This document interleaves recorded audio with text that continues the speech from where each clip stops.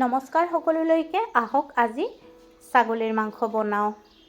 কেৰাহী এটা গৰম কৰি তাত সৰিয়হৰ তেল দি দিব আৰু তেলখিনি ভালকৈ গৰম হ'লে তেজপাত আৰু পাঁচফোৰণ দি মিহি মিহিকৈ কাটি লোৱা পিঁয়াজ, খুন্দি লোৱা আদা, নহৰু আৰু পিঁয়াজৰ পেষ্ট আৰু একেলগতে বিলাহীৰ পেষ্ট দি ভালকৈ ভাজি সোৱাদমতে নিমখ আৰু হালধি গুড়ি দি পুনৰ মছলাখিনিৰ পৰা ধুনীয়া গোন্ধ ওলোৱালৈকে ভাজি তাত জিৰা, ধনিয়া আৰু কাশ্মীৰী ৰেড চিলি পাউডাৰ দি ধুই পখালি লোৱা ছাগলীৰ মাংসখিনি দি ভালকৈ লৰাই 15 মিনিটমান সময় ভাজিব লাগিব আৰু তাত দিব লাগিব গোটা নহৰু আৰু আলু। তাৰপিছতো পুনৰ লৰাই মাংসখিনিৰ পৰা ধুনীয়া গোন্ধ ওলোৱালৈকে ভাজিব লাগিব। এতিয়া জোখমতে গৰম পানী দি ভালদৰে উতলিবলৈ দিব।